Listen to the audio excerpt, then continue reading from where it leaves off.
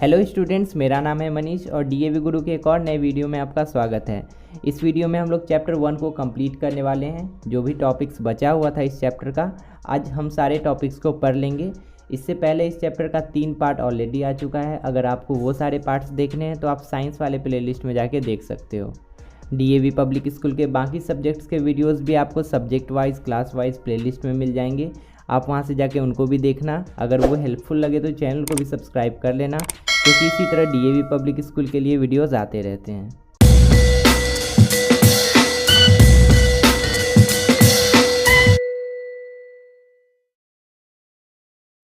पिछले वीडियो में हमने mode of nutrition for other organism के बारे में पढ़ा था कि दूसरे ऑर्गेनिज्म में किस किस टाइप का मोड ऑफ न्यूट्रिशन होता है, जिसमें कि हमने जाना था कि एक मोड ऑफ न्यूट्रिशन जो है वो है सेप्रोट्रॉफिक मोड ऑफ न्यूट्रिशन। इसको हमने पूरा डिटेल में पढ़ा था। और जो दूसरा मोड ऑफ न्यूट्रिशन होता है वो है सिम्बायोटिक रिलेशनशिप। इसको हमने पिछले वीडियो में नहीं पढ़ा था, इसको हम लोग यहाँ पे अभी कंप्लीट करेंगे। सिम्बायोटिक रिलेशनशिप एक ऐसा मोड ऑफ न्यूट्रिशन है जिसमें कि मान लेते हैं कि अगर कोई दो ऑर्गेनिज्म है ए और बी, तो ए जो है वो बी की मदद करता है और बी जो है वो ए की मदद करता है, और दोनों एक साथ रहते हैं, इन्वायरमेंट में एग्जिस्ट करते हैं, और इसी तरीके से दोनों एक साथ सर्वाइव करते हैं एक दूसरे की हेल्प करते हुए। यहाँ पे लिखा है उसके बारे में, sometimes to organisms live in a close association and develop a relationship that is beneficial for both. मतलब कभी कभी ऐसा होता है कि दो ऑर्गेनिज्म एक साथ मिलकर रहते हैं और ऐसा रिलेशनशिप डेवलप करते हैं ताकि दोनों के लिए वो बेनिफिशियल रहे।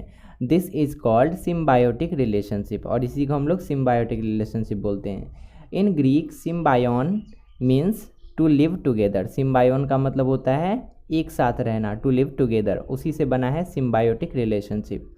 सम algae and fungi live in the roots of tree. कुछ एल्गी होते हैं, फंगस होता है जो कि ट्रीज़ के रूट्स में होते हैं। रूट्स में देखोगे तो ये सब मिलेगा।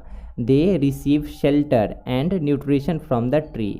और ये जो होते हैं ट्री से शेल्टर और न्यूट्रिशन दोनों प्राप्त करते हैं, लेकिन इनको वापस भी तो कुछ देना पड़ेगा, तभी तो ये सिम्बायोटिक रिलेशन में कहलाएंगे ना।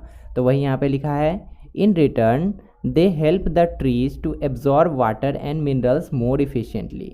और उसके बदले में ये क्या देते हैं ट्री को हेल्प करते हैं वाटर और मिनरल्स को बहुत अच्छे तरीके से एब्जॉर्ब करने में।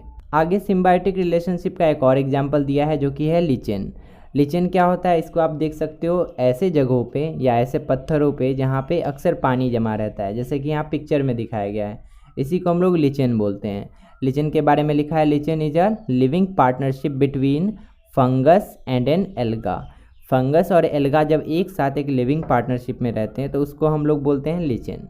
ये भी सिम्बायोटिक रिलेशनशिप का एक एग्जाम्पल है। सिम्बायोटिक रिलेशनशिप का एग्जाम्पल है, इसका मतलब ये हुआ कि फंगस एल्गा का हेल्प करेगा सर्वाइव करने में, और एल्गा जो है वो फंगस का हेल्प करेगा सर्वाइव करने में। वही यहाँ पे लिखा है, the fungus absorbs water and provide shelter. Fungus का काम क्या होता है कि वो वाटर को एब्जॉर्ब करता है और शेल्टर प्रोवाइड करता है। एंड एल्गा का काम क्या होता है, the alga prepares food by photosynthesis. इसमें कैपेसिटी होता है कि ये फोटोसिंथेसिस कर पाता है, तो ये फूड बना देता है उसके बदले। सिम्बायोटिक रिलेशनशिप का तीसरा जो एग्जाम्पल है वो है राइजोबियम। राइजोबियम के बारे में हमने इसी चैप्टर में स्टार्टिंग में पढ़ा था, लेकिन हमने इसका नाम नहीं पढ़ा था वहाँ पे। राइजोबियम एक ऐसा बैक्टीरिया होता है जो कि प्लांट्स के रूट में पाया जाता है, और ये इन्वायरमेंट से नाइट्रोजन को लेके उसको सॉल्युबल बना देता है। सॉल्युबल होने के बाद ये जो नाइट्रोजन होता है ये वाटर के साथ मिलकर प्लांट में चला जाता है और प्लांट में प्रोटीन्स का फॉर्मेशन करता है। तो राइजोबियम भी बहुत इंपॉर्टेंट है। राइजोबियम प्लांट में रह के प्लांट से न्यूट्रिशन तो लेता है, लेकिन बदले में उसको नाइट्रोजन भी देता है। तो इस वाले रिलेशन को भी हम लोग सिम्बायोटिक रिलेशनशिप बोलेंगे। यहाँ पे लिखा है, rhizobium is a bacterium that lives in the roots of leguminous plant. Rhizobium एक ऐसा बैक्टीरिया होता है जो कि लेग्यूमिनस प्लांट्स के रूट में रहता है। अब ये लेग्यूमिनस प्लांट क्या है, जैसे कि मटर हो गया, बीन्स हो गया, वो इस कैटेगरी में आते हैं, लेग्यूमिनस प्लांट्स कहलाते हैं। It converts nitrogen from the atmosphere into a usable form that can be utilized by the plants. ये नाइट्रोजन को ऐसे फॉर्म में बदल देता है ताकि प्लांट्स उसको यूज़ कर पाते हैं। The plants in turn provide food and shelter to the bacterium. और बदले में जो प्लांट्स हैं वो इसको फूड और शेल्टर प्रोवाइड करते हैं। अब आते हैं हमारे इस चैप्टर के सबसे लास्ट टॉपिक पे, जिसका टाइटल है how are nutrients replenished in the soil. हम लोग जानते हैं कि मिट्टी में जितना सारा न्यूट्रिएंट्स होता है प्लांट्स उसको कंटिन्यूसली लेते रहता है, और अपना फूड बनाते रहता है फोटोसिंथेसिस प्रोसेस के थ्रू। लेकिन अगर ये कंटिन्यूसली चलता रहा तो वहाँ का जो मिट्टी होगा वो बंजर हो जाएगा, उसमें कोई न्यूट्रिशन बचेगा ही नहीं। और अगर हम लोग चाहेंगे कि कोई दूसरा प्लांट यहाँ पे लगा दें तो वो ग्रो ही नहीं होगा उस वाले मिट्टी पे। तो इससे बचने के लिए, मिट्टी को प्रोडक्टिव बनाए रखने के लिए वापस से न्यूट्रिशन को रीप्लेनिश होना, यानी कि वापस से सारा न्यूट्रिएंट्स जो है वापस से मिट्टी में आना बहुत ज़रूरी है। तो वो कैसे होता है उसके बारे में हमें यहाँ पे पढ़ना है। यहाँ पे लिखा है plants remove nutrients from the soil as they grow. जैसे जैसे प्लांट्स ग्रो करते हैं, बड़े होते हैं, वैसे वैसे वहाँ का न्यूट्रिएंट्स जितना भी है वो लेते रहते हैं। These nutrients need to be reintroduced into the soil so that the soil remains productive.